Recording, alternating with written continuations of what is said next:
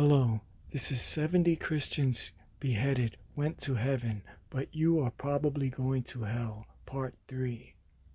The problem with Christians today is that they're habitually breaking the commandments. They're living a lifestyle of unpenitent sin. By taking the name of the Lord in vain to such an antagonistic level as replacing His name with that of an idol, it causes other commandments to be broken. The first commandment, to serve no other Elohim, is broken because you've replaced His name with an idol's name.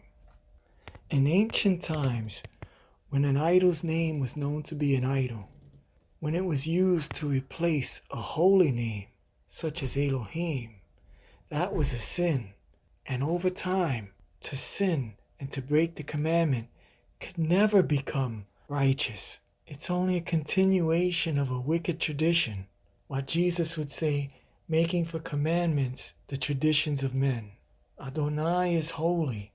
By changing the name of Elohim into an idol, you are bearing false witness against Jesus Christ, making Him the son of an idol, turning Him into an antichrist or a false Christ. You might think to yourself, the French name for God is not blasphemous, but I tell you it is. The French name for God is Dieu, and it comes from Deus, which comes from Deiwos, which means shining or celestial. And that comes from the word Dyeus, which is an idol.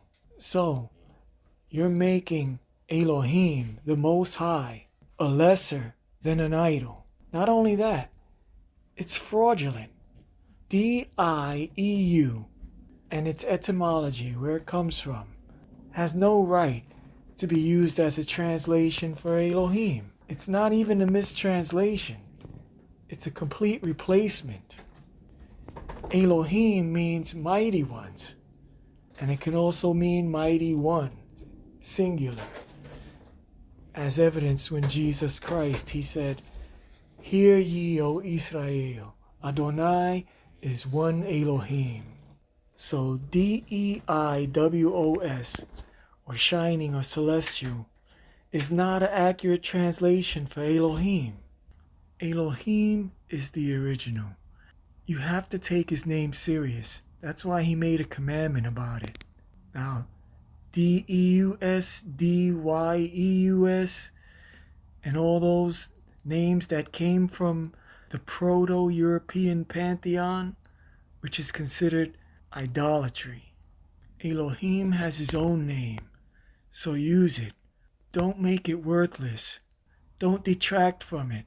Don't ruin it. In other words, thou shalt not take the name of Adonai thy Elohim in vain. Adonai will not hold him guiltless who takes His name in vain. Adonai Elohim considers the Elohim of other nations nothing but idols. So to use those idols' names as replacements for His name is a breaking of that commandment. If you continue to take the name of Adonai thy Elohim in vain, and you continue to serve other Elohim, and you continue to bear false witness against Elohim and against His Son, Jesus Christ, you will go to hell.